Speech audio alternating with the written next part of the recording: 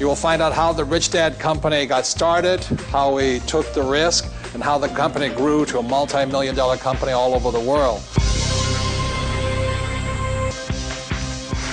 Thank you, thank you, thank you, thank you.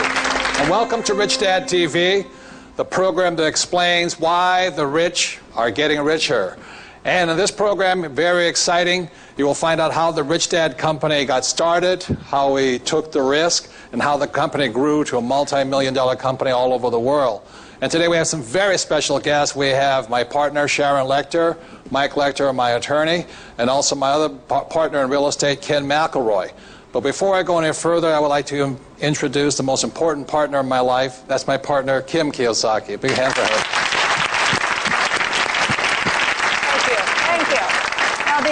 This show today is going to be amazing. We also have an interview with Donald Trump, which I think is going to be phenomenal. And you're really going to hear some of the inside stories behind the Rich Dad Company. But before we get started, we want to go to Richard, who's in the street talking to a few people. So, Richard, take it away.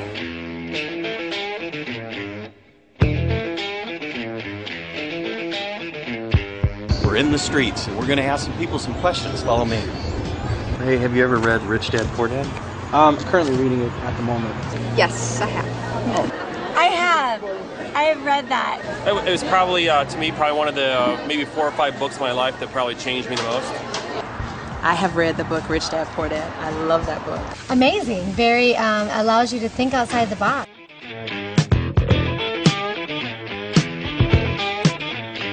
How this whole Rich Dad phenomenon started was like 1994. I had retired at the age of 47, and I began to wonder, how I retired, because I didn't have a job, I didn't have a 401k, I didn't have mutual funds, I didn't diversify, and I definitely did not live below my means.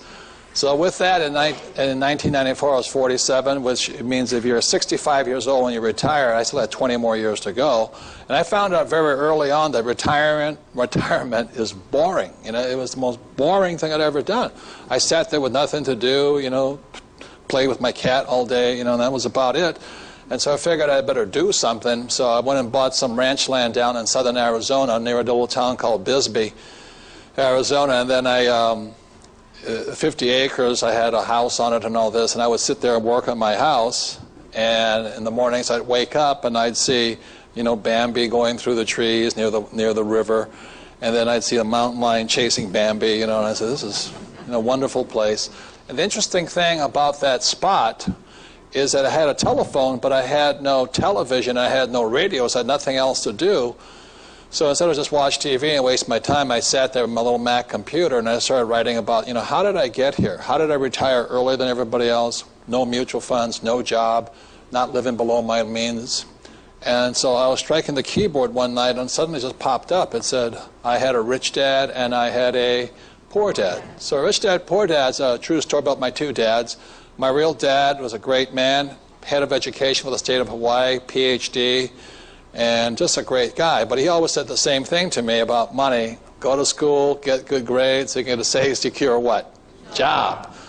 And, I said, I don't want to do that, but anyway. And my rich dad was my best friend's father, and starting at the age of 9, he began to teach me.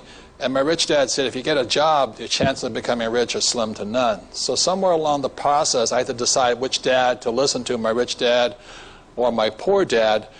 So I listened to my rich dad, and that's why I could retire. And with that, the first thing I had to design then was this board game, because I learned a lot about money playing Monopoly with my rich dad. So I came out of the mountains, and I showed this to my wife, and I said, this is our next project. Now, as you can tell, I'm not a great graphic designer. I'm not going to win awards for this stuff. So my wife, Kim, being a great person, she said, well, let's give it a shot. So with that, I would not be here today without my sweetheart, Kim. I've been married to her over 20 years. May I have a hand for my wife, Kim, please.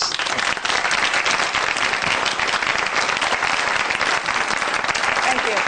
So remember, this is around 1994, 1995, and my new ideas for my new business is starting, and I come home, and she's managing her real estate empire in Scottsdale. Which I love. And then we decided to take a trip to New York City, since we had so much time on our hands.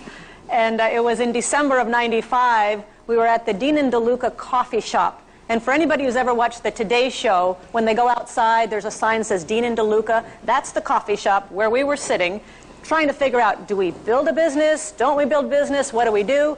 And it was there that we said, we're going to build this game. We're going to build our next business together. And why we were afraid of, number one, would it fail? What if we didn't make it?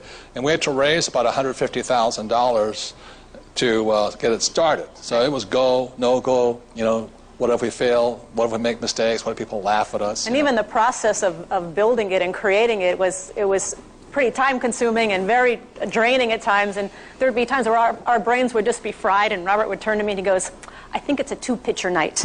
And we go down to our local pizza shop, get a pitcher of beer, talk a little bit about it, and then go to bed and wake up the next morning and start all over again. And then it was time to figure out, now we've got the game created. Are we going to put the $150,000 and manufacture it or not?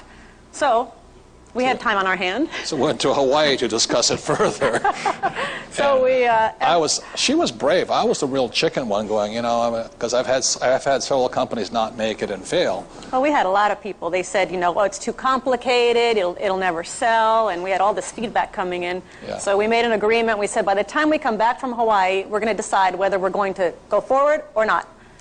So every morning, we went forward with it, and this is the finished product. So if you can hold this up and you can hold this up, you can see how an idea starts to grow into a multi-$100 million, maybe $1 billion business pretty soon. But that's how it started.